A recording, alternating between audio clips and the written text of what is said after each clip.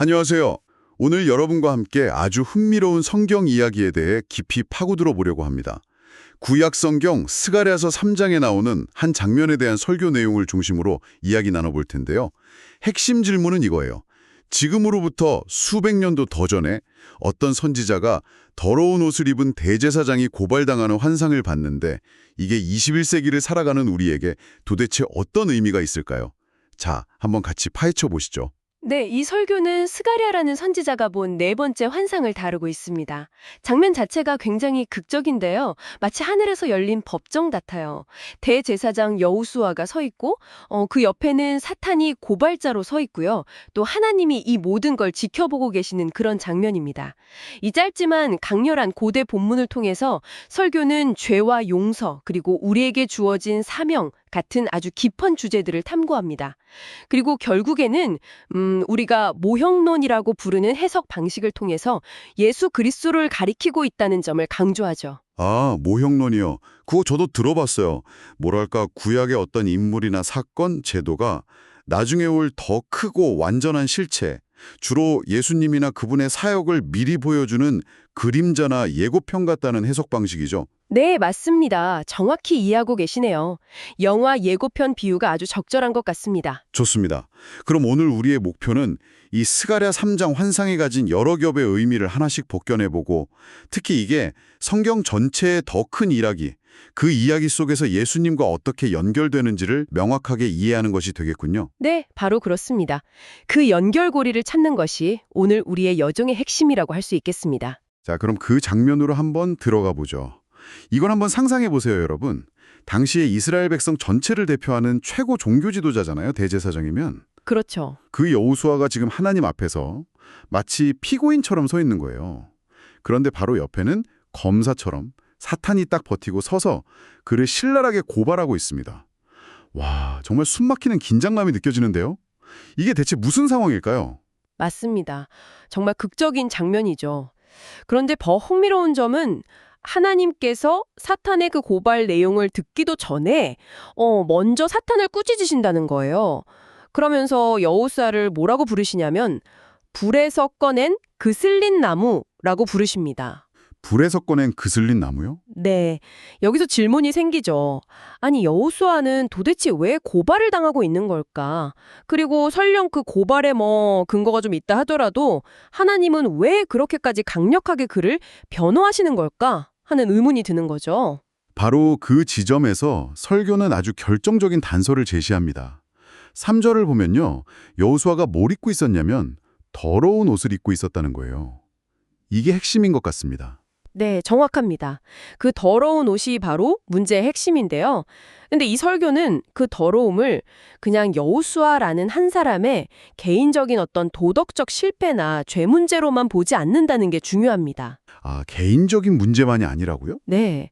왜냐하면 대제사장은 그 직책상 이스라엘 백성 전체를 대표하는 인물이잖아요. 그렇죠. 그래서 그의 더러운 옷은 그 당시 바벨론 포로 생활에서 막 돌아온 이스라엘 공동체 전체가 하나님의 기대를 저버린 상태, 즉 하나님께서 그들에게 주셨던 어떤 소명, 사명을 제대로 감당하지 못한 집단적인 실패를 상징한다고 해석하는 겁니다. 집단적인 실패요.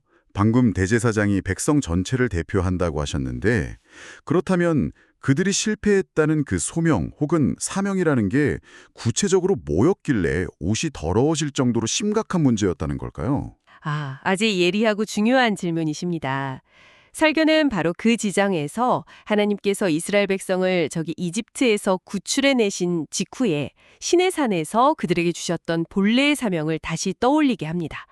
출애굽기 19장 6절 말씀인데요. 아, 네네. 너희가 내게 대하여 제사장 나라가 되며 거룩한 백성이 되리라는 약속이자 명령이었죠. 제사장 나라. 이 표현이 참 중요하게 들리네요.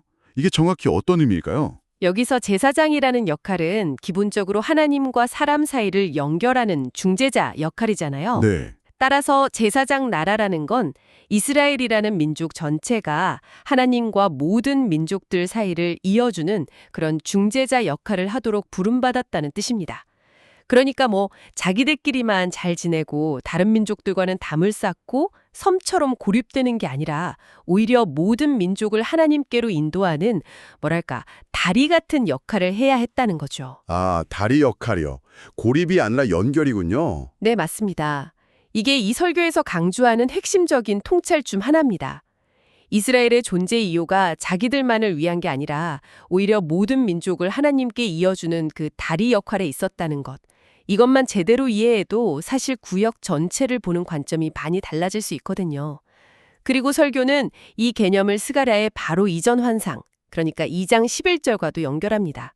거기 보면 장차 많은 나라가 와서 여호와께 속하게 될 것이라는 예언이 나와요. 이스라엘은 바로 그 일을 위해 그들을 맞이하고 인도하기 위해 부름받은 민족이라는 해석인 거죠. 와, 그렇군요. 모든 민족을 위한 다리가 되어야 했는데. 그런데 설교에 따르면 포로에서 돌아온 당시 사람들은 그 다리 역할을 제대로 못했다는 거군요. 오히려 벽을 쌓았다는 건가요? 그렇습니다. 안타깝게도요. 물론 성전을 다시 짓고 예루살렘 성벽을 재건하는 것 자체는 굉장히 중요하고 필요한 일이었죠. 하지만 설교는 그 방식에 문제가 있었다고 지적합니다. 매우 배타적이고 좀 폐쇄적인 방식으로 그 재건 사업이 진행되었다는 거예요. 문자 그대로 그리고 비유적으로도 벽을 높이 쌓아올린 셈이죠. 구체적으로 어떤 면에서 그렇게 패타적이었다는 건가요? 설교는 이제 에스라, 느헤미야 시대를 좀 돌아보는데요. 재건 자체는 물론 긍정적으로 평가하지만 그 과정에서 예를 들면 포로로 끌려가지 않고 유다 땅에 남아있던 다른 이스라엘 사람들, 뭐 북왕국 후손들이나 사마리아인들 있잖아요. 네네. 그런 사람들을 배제하고 심지어는 하나님을 믿고자 하는 이방인들까지도 받아들이지 않고 밀어냈던 그런 점들을 비판적으로 보는 겁니다. 아, 하나님께서 선지자들을 통해 계속 보여주신 하나님 나라의 비전은 사실 모든 민족이 함께 어우러지는 그런 포용적인 모습이었는데 실제 역사 속에서는 오히려 자기들만의 울타리를 더 견고하게 치는 방향으로 나아갔다는 거죠. 이것은 제사장 나라라는 그 본래의 사명과는 완전히 반대되는 모습이었습니다. 아, 그렇군요. 그러니까 그들이 포로 생활에서 돌아온 이유, 그 핵심 목적을 놓치고 있었던 거네요. 단순히 자기들만의 안위나 회복을 위해서가 아니라 하나님께서 아브라함에게 처음 약속하셨던 것처럼 모든 민족에게 복이 되기 위해서, 즉 세상을 섬기기 위해 돌아왔다는 그 목적을 잊어버린 셈이군요. 맞습니다. 그렇게 생각하니까 이 더러운 옷이라는 상징이 훨씬 더 무겁고 심각하게 다가옵니다. 단순히 개인의 어떤 실수 정도가 아니라 공동체 전체가 존재 이유를 상실한 상태 같은 느낌인데요. 네, 그리고 바로 그 실패, 그 사명 감당의 실패가 대제사장 여호수아의 더러운 옷으로 딱 상징된다는 것이 이 설교 해석의 핵심입니다. 어쩌면 그들이 사명을 제대로 감당하지 못한 것은 단순히 의지가 부족해서만은 아니었을 수도 있어요. 설교 후반부에 다시 나오겠지만 여기에는 좀 더 근본적인 문제, 예를 들면 동력, 그러니까 힘의 부재라는 문제가 깊이 깔려 있었던 거죠. 그렇군요. 그런데 이렇게 절망적으로 보이는 상황에서 하나님께서 그냥 보고만 계시지는 않으시죠? 여기서 반전이 일어나나요? 맞습니다. 여기서 하나님의 놀라운 은혜가 정말 극적으로 나타납니다. 하나님께서 그냥 꾸짖기만 하시는 게 아니라 천사들에게 명령하셔서 여호수아의 그 더러운 옷을 벗기게 하세요. 그리고 대신 뭘 입히시냐면 아주 깨끗하고 아름다운 옷, 그리고 정결한 관을 머리에 씌워주십니다. 와, 완전한 변화네요. 네, 완전한 변화죠.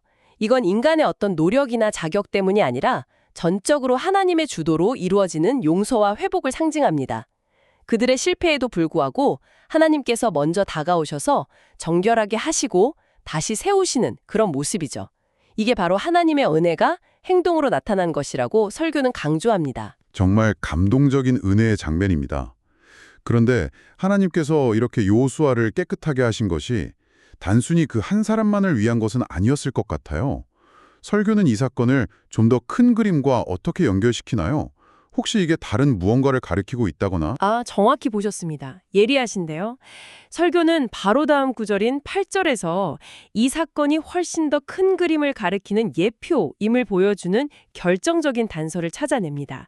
하나님께서 여호수아와 그의 동료 제사장들을 가리켜서 뭐라고 부르시냐면 예표의 사람들, men symbolic of things to come 이라고 딱 지칭하시거든요. 예표의 사람들, 미래의 어떤 일을 상징하는 사람들이라는 뜻인가요? 네, 그렇죠.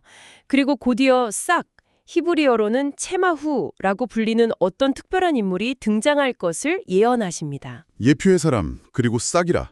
여기서 아까 말씀하신 모형론이 다시 등장하는군요. 그렇습니다. 바로 이 지점이 설교에서 제시하는 모형론적 해석의 정점이라고 할 수 있습니다.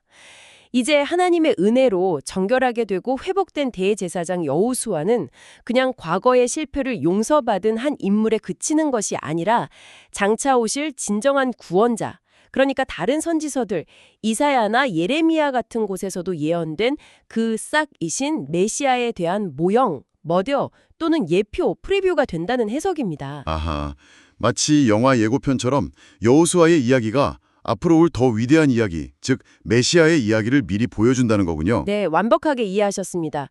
여호수아가 겪은 정결케 됨과 회복은 장차 메시아를 통해 올 더 완전하고 궁극적인 구원 사역의 그림자 역할을 한다는 거죠. 그리고 설교에서 정말 흥미로운 지점을 또 짚어주는데 여호수아라는 이름이 사실상 신약시대의 예수라는 이름의 원래 히브리식 형태라는 점이에요. 맞아요. 이름 자체에도 이런 놀라운 연결고리가 숨어 있었다니 정말 소름 돋는데요. 네, 저도 그 부분을 보고 참 놀랐습니다. 설교는 바로 그 점을 강조하면서 이름에서나 역할에서나 이 대제사장 여호수아가 궁극적인 우리의 대제사장이신 예수님을 미리 보여주는 인물이라고 해석합니다. 그의 정결케 됨과 회복은 결국 예수 그리스도께서 이루실 그 구원 사역의 중요한 예고편이라는 거죠. 그렇다면 이 모형론적인 흐름을 쭉 따라가 보면 예수님이야말로 이 스가랴 3장 환상의 완전한 성취, 본편이라고 볼 수 있겠군요. 바로 그겁니다. 설교는 예수님을 이 환상의 궁극적인 성취로 해석합니다. 예수님은 단순히 이스라엘 민족만이 아니라 온 인류를 하나님 앞에서 대표하시는 위대한 대제사장이시라는 거죠.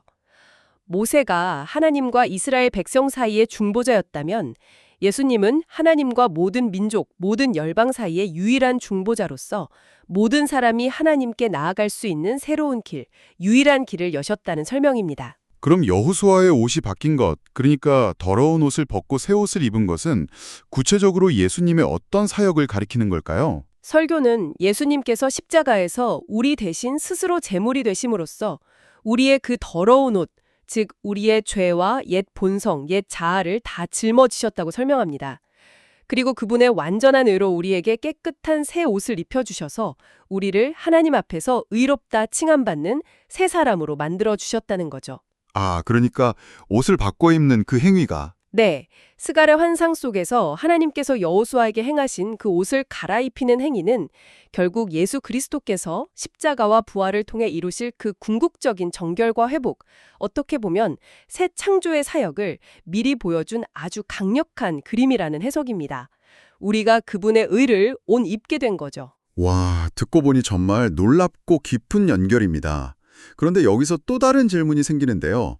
이런 놀라운 변화, 그리고 아까 말씀하신 그 제사장 나라로서의 사명, 세상을 섬기는 그 역할을 감당하는 것, 이게 도대체 인간의 힘으로 가능한 일일까요? 아까 잠깐 동력의 부재, 힘의 부재 문제를 언급하셨는데요. 아, 정말 예리한 지적이십니다. 바로 그게 문제의 핵심일 수 있거든요. 설교는 바로 이 지점에서 스가랴 3장의 환상을 바로 다음 장인 4장의 환상, 그 유명한 순금 등잔대와 두 감람나무 환상 있잖아요. 네, 알죠. 그것과 연결시킵니다. 이 두 환상이 사실은 짝을 이루면서 서로를 보완하고 해석해준다고 보는 거죠.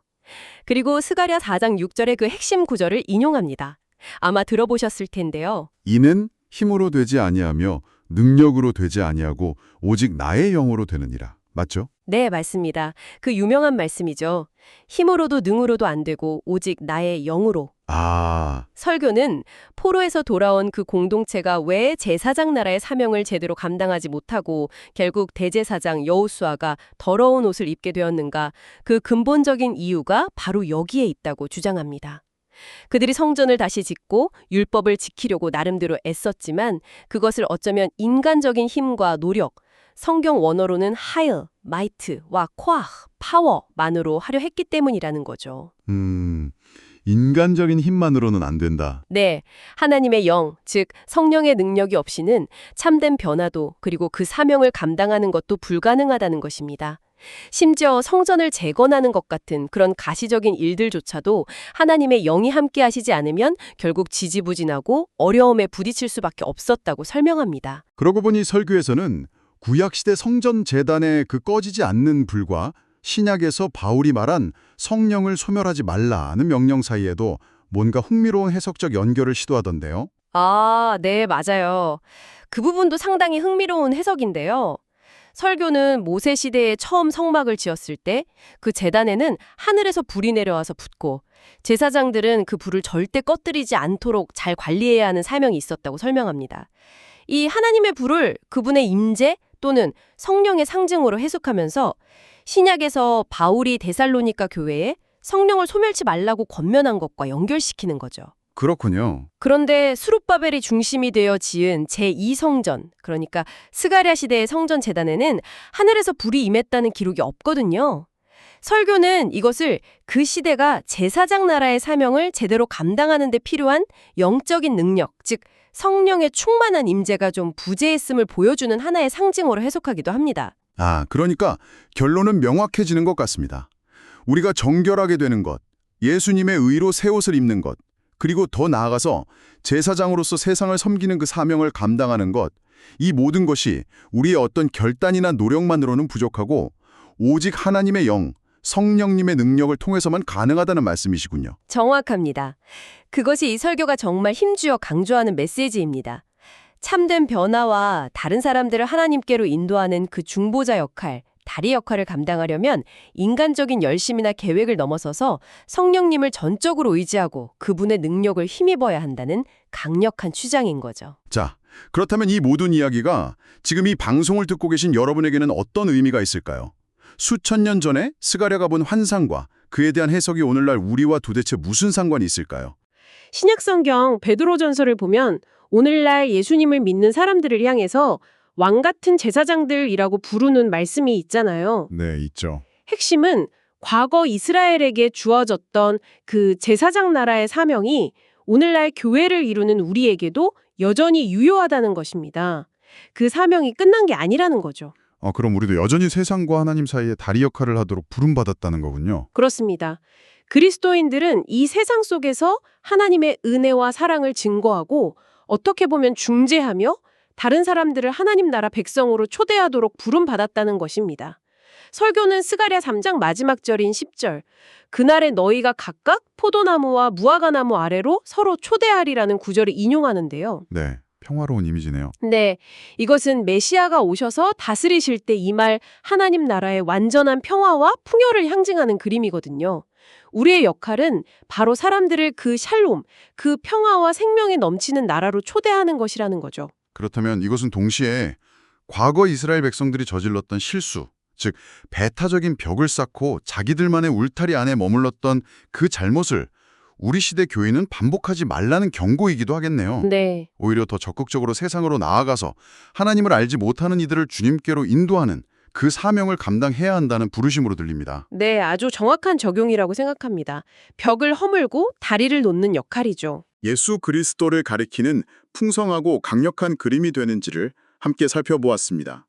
더러운 옷과 새 옷이라는 그 강력한 상징을 통해서 개인의 정결함의 문제와 공동체적인 사명의 문제가 얼마나 긴밀하게 연결되어 있는지도 확인할 수 있었고요. 네, 이 설교 해석의 핵심 요점을 다시 한번 정리하자면 우리의 어떤 실패나 부족함에도 불구하고 하나님의 은혜가 먼저 찾아와 우리를 덮는다는 것, 그리고 우리는 그 은혜에 힘입어 배타성을 넘어서 하나님께서 주신 포용적인 사명, 즉 세상을 섬기는 제사장 나라의 사명으로 나아가야 한다는 것.